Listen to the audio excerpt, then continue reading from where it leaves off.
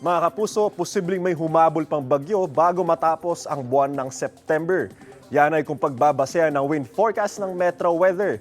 Makita nyo yung pabilog na umikot na hangin sa eastern side ng ating bansa.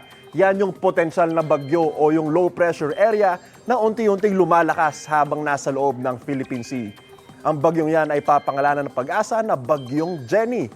Ngayong weekend yan posibleng mabuo kaya tumutok po kayo sa aming mga weather updates. Sa ngayon, nasa labas pa ng Philippine Air Responsibility ang nasabing LPA at nasa layong 1,710 kilometers silangan ng Central Luzon.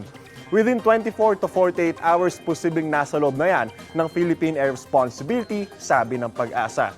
Sa ngayon, nagpapaulan na ang trough o extension ng low pressure na yan sa eastern section ng Visayas at Mindanao. Umiiral naman ang hangin habagat sa western section ng Southern Luzon at sa Visayas. Ngayong umaga, asahan ng pag-ulan sa ilang bahagi ng Isabela, kasama po dyan ang Aurora, ang Calabarzon, ang Mimaropa Region, ang Visayas at ang Mindanao. Base po yan sa rainfall forecast ng Metro Weather.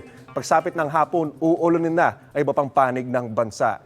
Posible ang heavy to intense rain sa ilang lugar na maaaring magdulot ng baha o kaya naman ng landslide.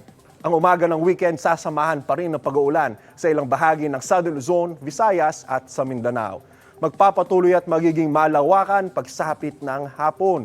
Ganito mga nakarang araw, asahan muli ang pag-uulan dito sa Metro Manila ngayong araw hanggang Sabado at Linggo po yan sa bandang hapon at sa gabi. Ako po si Anjo Pertiera at yan ang latest mula sa GMA Integrated News Weather Center. Maasahan, ano man ang panahon. Know the weather before you go para mark safe lagi, mga kapuso.